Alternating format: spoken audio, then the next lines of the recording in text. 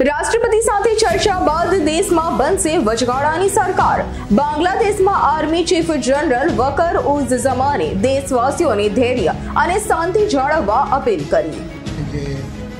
দেশে একটা ক্রান্তিকাল চলছে। আমি সমস্ত রাজনৈতিক দলের নেতৃবৃন্দকে এখানে আমন্ত্রণ করেছিলাম, ওনারা এখানে এসেছেন। আমরা সুন্দর আলোচনা করেছি।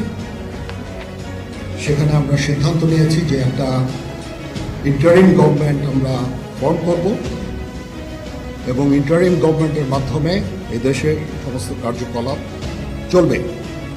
আমরা এখন মহামান্য রাষ্ট্রপতির কাছে যাব যে এই ইন্টারিম গভর্নমেন্ট ফর্মের ব্যাপারে ওনার সাথে আলাপ আলোচনা করে আমরা একটা ইন্টারিম ગવર્નમેન્ટ ફોર્મ করে દેશ પરિચાલના કરો। અમારી તમામ માહિતીથી અપડેટ રહેવા માટે જોડાયેલા રહો S9 ન્યૂઝ સાથે।